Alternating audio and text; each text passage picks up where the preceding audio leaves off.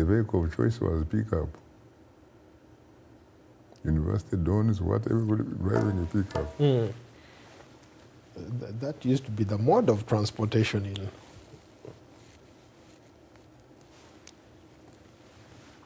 Because they would do some business with it.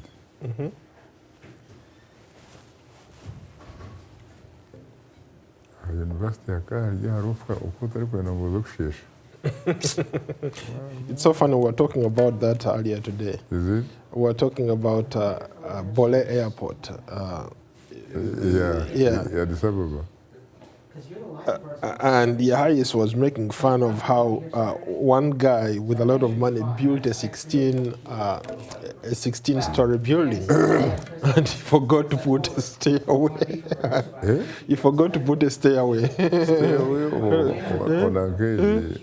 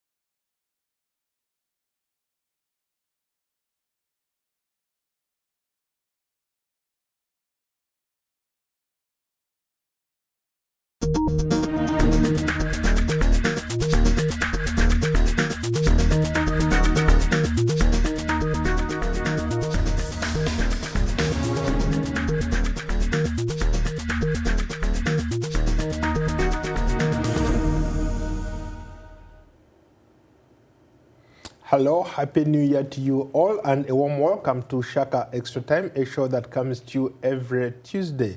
Joining me live on set is Shaka Sali himself, aka the Kabale Kid. Hello, Shaka. Hello, Paul. How are you?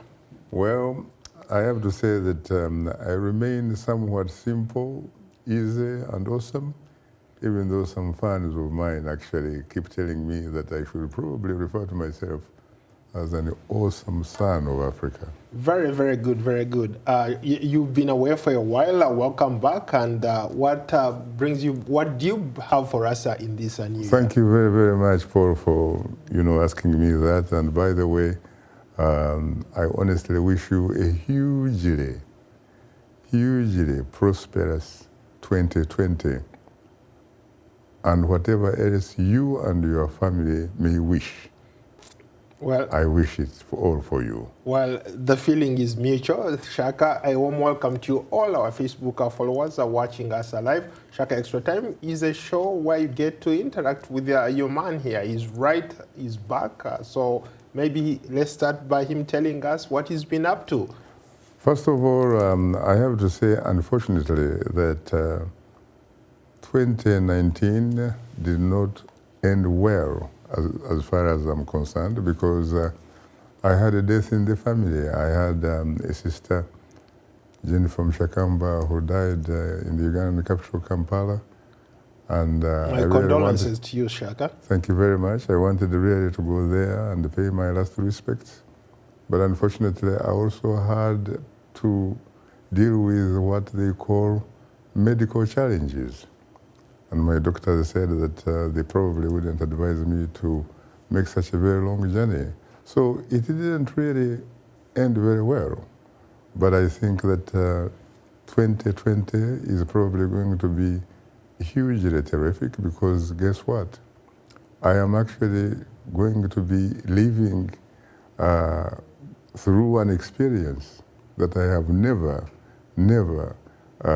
tested, which is achieving a great milestone of having started a program called Straight Talk Africa, which was my brainchild, and having had the opportunity sincerely to host it since its inception on August 2nd, 2000. And so in August or September, we are looking forward to getting an opportunity to celebrate the 20th anniversary. And you know what that really means. A bigger congratulations to you, Shaka. This is quite a remarkable achievement on your part. Thank you very much. I have to say that I have been able to do that by the grace of God. I have been lucky. And I sometimes think, in fact, that the Cavalry Kid has really been blessed. I can tell. You look like a blessed guy. Let's get going. Let's start off. Maybe let's talk about what everybody is talking about. Obviously, over the weekend, American president ordered the assassination of a renowned or a feared guy in Tehran, and it has caused a lot of reactions around the world. Maybe let's start by getting your thoughts on it, or your reaction about the assassination of one of the most feared guys in Iran. You're talking about Major General Mohammad Suleiman? Qasim. Qasim Suleiman. Yes. You know, of course, there is a saying that when you talk about decisions that are made in this city, Washington, D.C., some of the decisions that are made can and could affect almost all of us globally. There's no question that there has been a lot of reaction one way or the other. But you know, there is bound to be even more reaction, especially when Iran, when it actually does what it has promised to do, which is to revenge. It says it is going to revenge the death of their second most powerful man in their government. A lot of people are calling, especially allies, U.S. allies, are calling for the de-escalation of what's going on in Iran, but it looks like both leaders are at it. They are all vowing to revenge if one attacks the other. You know, is there an end in sight if this kind of rhetoric continues? You know, Paul, there are no easy answers really when it comes to the relationship between Washington and Tehran, because it didn't simply begin with the assassination or the death of Major General Suleiman. The relationship, especially bad blood between Washington and Tehran, actually began back in 1953, when I think you were not yet born. You're talking about in Washington, the man who occupied the White House was a man called General Ike Eisenhower, a man who had been a World War II hero, who had commanded the Western allies that had taken care of Hitler. And in London, number 10 Downing Street at the time was also a very, very famous, very respected man by the name Sir Winston Churchill. He was the man occupying number 10 Downing Street. And then, of course, you also had a prime minister in Tehran, the 35th, in fact, prime minister of Iran, by the name Mohammad, what was, you know, this name is a very, very important name. I can't believe that I cannot somehow, you know. You mean the Shah, is it the Shah of Iran? No, there was a prime minister who was assassinated in 1953 because he was, in fact, nationalizing a lot of business. Mossadegh, Mohammad Mossadegh. He was a man who had, by the way, a PhD in law from some major university in France. He was also an author, administrator, a very highly respected man. He had introduced very significant, badly needed reforms in the economy of Iran. But the crime he made probably, at least according to what I have read so far, is to nationalize the oil wells in Iran, they were largely controlled by the British at that time. And so the British and American authorities decided to take him out at the time to essentially orchestrate a coup that eventually overthrew him because they justified it in the sense that he was becoming socialist, and therefore he was shifting royalties from the West to essentially what was then the Soviet Union. And you know that was about pretty much at the time when there was this Cold War. And so records will indicate, and in fact some governments, including the United States, have even acknowledged that the Central Intelligence Agency, the CIA, and the British also equivalent, the Foreign Intelligence, the MI6. Yeah. Yeah. They were able to essentially figure out a way of easing him out of power. They did not kill him, they overthrew him. He was imprisoned for some time, and later, in fact, he was also put under house arrest and eventually died. So really, when you look at the relationship between Washington and Tehran, it's not something that began yesterday. And then, of course, you know what happened in 1979. In 1979, there was a revolution. The Iranian people, especially the young people, overthrew the Shah of Iran. The Shah had been, of course, very, very loyal to Washington and London and Paris and all that kind of stuff. And the Iranian people overthrew him. And eventually you have the Ayatollah Khomeini. I remember people like Gub Sadek, who had actually gone to school at the nearby Georgetown University here. Remarkably articulate and all that kind of stuff.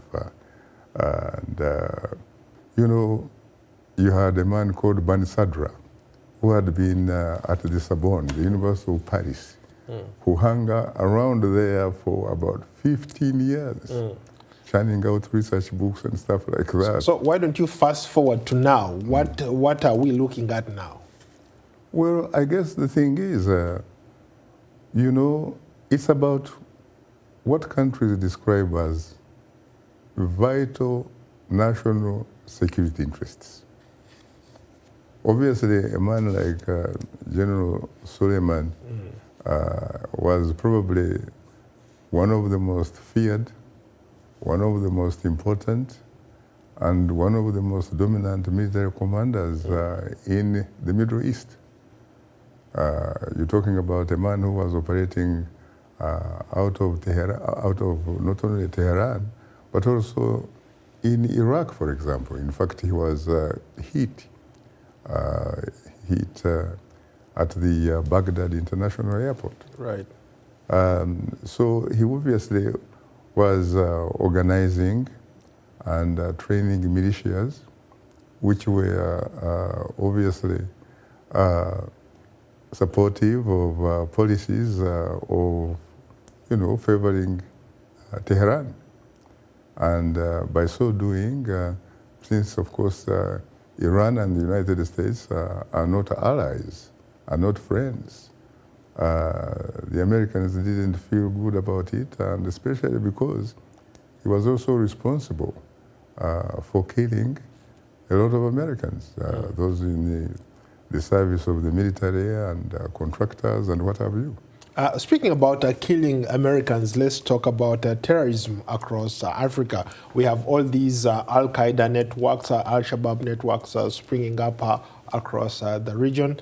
As we speak, again, over the weekend, some Al-Shabaab elements within Al-Shabaab attacked a military base in Kenya, killed an American, some 2 contractors, and several other Kenyans were injured as a result of this, I guess, war on counter-terrorism. Your thoughts on that? I think that before, in fact, we go to that, permit me to conclude a bit about the relationship between Washington and Tehran. I was talking about the revolution in Iran. But I had not talked about how that revolution, for example, did something that not many people could actually think that could be done. These guys, essentially what they did, they took over the American embassy. Which they just did not too long ago. Yeah, but this time they actually not only took over, but they held American diplomats hostage for a very, very, very long time. And even though at some point the United States under Jimmy Carter tried to send a rescue mission, that failed. The helicopters essentially, essentially what they basically landed in the desert and what have you, and the whole thing collapsed. And even though they reached the point where they could do a bit of business together, they never really addressed the fundamental root causes of their relationship. And so neither country really had an opportunity, for example, to sort of reach what they call closure. So we are seeing a repeat of what happened in 1979. Pretty much. And so when you talk about the war against terrorism and what have you, I think part of the problem, again, it's been a very, very long time, because the war against terrorism, we've been talking about it since 9/11. This is now 2020. And yet, it seems to me that for the most part, the people who have been fighting the war against terrorism have actually only been, in a sense, dealing with symptoms. But what is really needed is to identify and address the fundamental root causes of what is it that makes it possible for young people, for example, to be tempted and join some of these negative forces and begin killing people. And you know as well as I do, Paul, you've been young yourself at some point. When you are young, you are unemployed, for example. You do not have opportunities for education in order to get a skill that is likely to help you at the end of the day. You can do anything on earth because you feel like you are invincible. You are attracted, in other words, to some things that eventually will provide you some short-term benefits. But this is also only because somehow the people who have power, the authorities, have not been able to address the issues that affect you. And I think that, in fact, the war against terrorism, I think that these forces, people that have power, should seriously look at the fundamental root causes and make sure that they deny those types of opportunities to the negative forces. Let's go to a question here from David Onserio Monda. The continent appears to be at the receiving end of attacks resulting from power games of major powers abroad. Iran versus United States. How can African leaders address this challenge? You see, first of all, the only way African leaders are going to address some of those challenges is to get into the mode, the business of being very strategic. Strategic in the sense that they acquire the ability of creating jobs, creating opportunities for the increasingly changing demographics. These people are almost becoming the majority in Africa, and yet they don't see any hope. If they don't see any hope, they are going to engage in acts that are not going to be essentially making any positive contribution to society, and in the process, they are going to be stepping on other people's toes and what have you, and other people are going to react.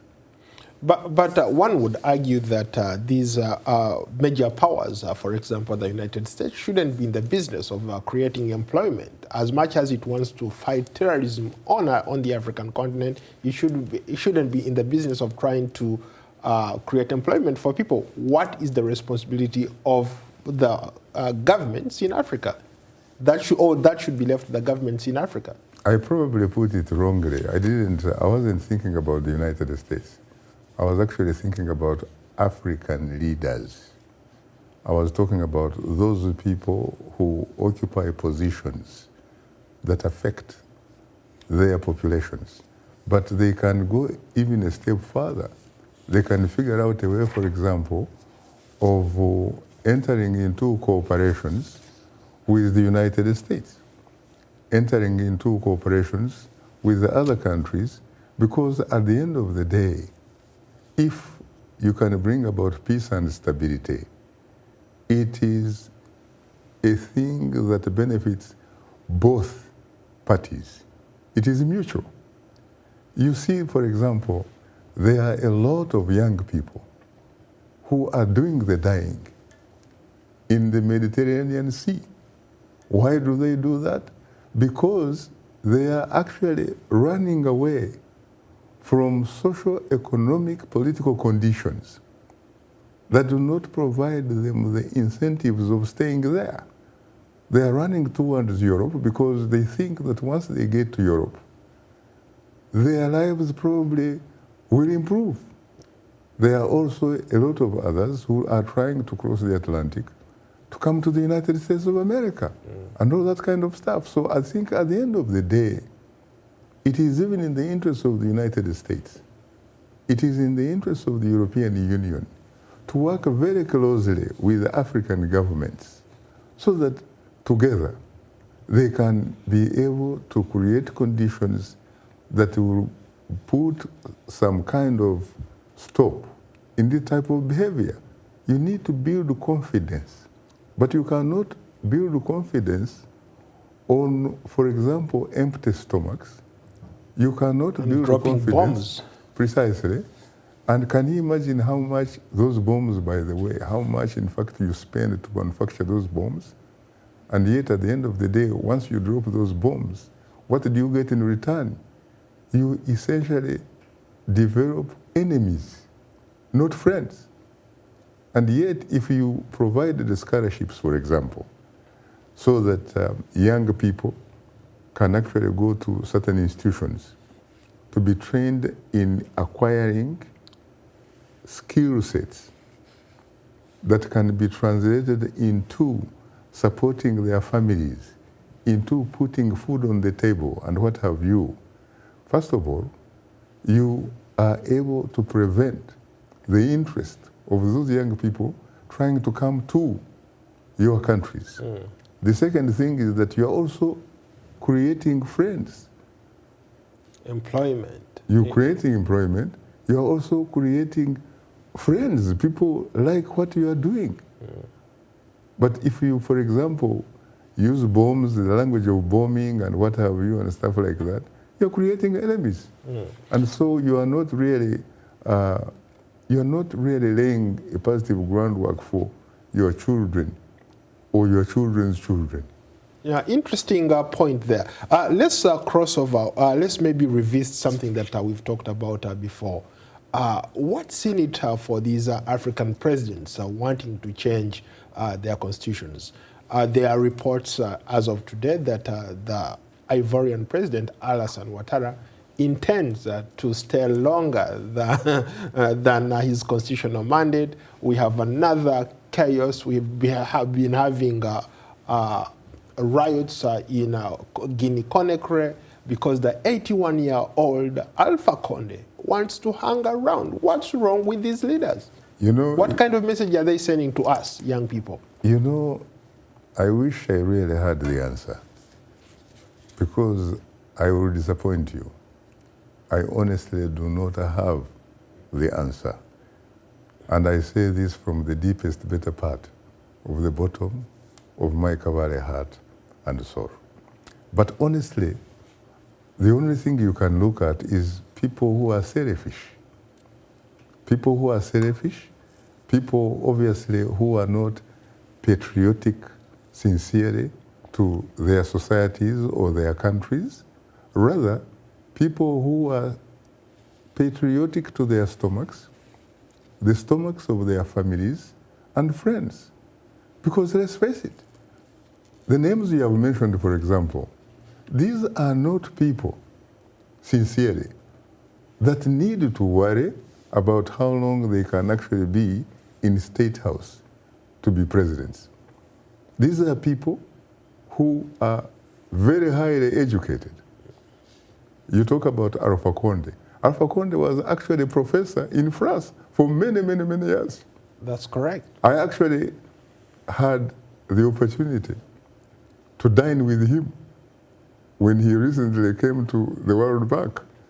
I had the opportunity to dine with him. It's a very interesting man and all that kind of stuff. But I can't believe that he can get into the business of shifting the constitutional goalposts so that he can hang on to power. He's, in fact, the last time I checked, I think he's around 82. I mean, honestly. Then, and you know, he's very physically fit and what have you, very healthy. He is a gentleman. He's very intellectually alert. He is a man, frankly, who can do a lot of other things to contribute to the development of his own country. But at the end of the day, it doesn't seem to make a difference whether somebody is educated and not, because let's face it, I think that what is important... Even Alassane Ouattara is a highly educated guy. Talking about Alassane Ouattara, I know him a little bit more, in fact, than Alpha Conde. I used to be working on a world television, which used to run Africa Journal, hosted by the great Maimouna Mills, my friend. I used to call him, I used to tell her that I was I was her quality royal subject. I used to be an analyst on Africa Journal, and she interviewed Dr. Alassane Ouattara, PhD, from, by the way, the Wharton School of Economics, the University of Pennsylvania, in the city of the brotherly love, an Ivy League. He got a PhD in economics from there. He had very, very good jobs, you know. He worked for the IMF for a very, very long time.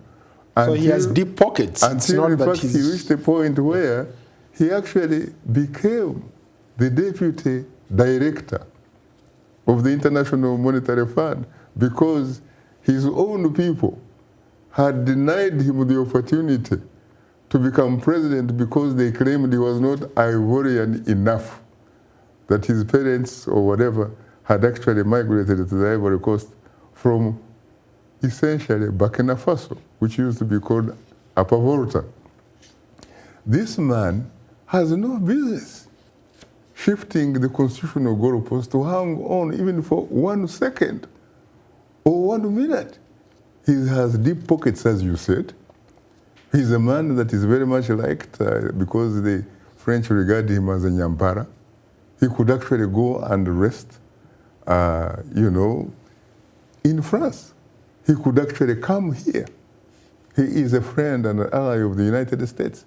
He is not a man who has committed really a lot of crimes like some of his colleagues, killing a lot of people and what have you. But some people would argue that when he took over from Gbagbo, he killed people. He killed a lot of people. So maybe he's afraid of that. Well, you know, the thing is, when you get into this business of being a ruler, especially in a country that is democratically challenged, there is a possibility that some of the decisions that you make could actually end up translating into some individuals losing life. But this is not a man, frankly, that you would put in a category of a lot of people who have created mayhem in their own countries, and therefore they actually feel so insecure that without the protection of the presidency, of State House, they don't think they could actually live even 1 minute or 1 hour after State House. And so they have to figure out a way of simply hanging on until divine intervention. Shaka. Or until someone, in fact, decides to figure out another way that is not agreeable to them, that helps them to lose that protection. So I think that this is an opportunity for me to say, if you are a president somewhere in Africa, no matter whether you are 70, whether you are 80, whatever, please respect your constitution, because you are supposed to protect, defend, and preserve it. Otherwise, the international community should figure out a way of refusing to do business with them, just like they don't do business anymore with people who are beneficiaries of coups. Well, Shaka, we've run out of time. Thank you so much. I look forward to hosting you on another edition of Shaka Extra Time. Before we go, my dad is celebrating his 74th birthday. Happy birthday, Dad. If you're watching, I wish you all the best. Thank you, Shaka. Thank you very much. Yep. People for life.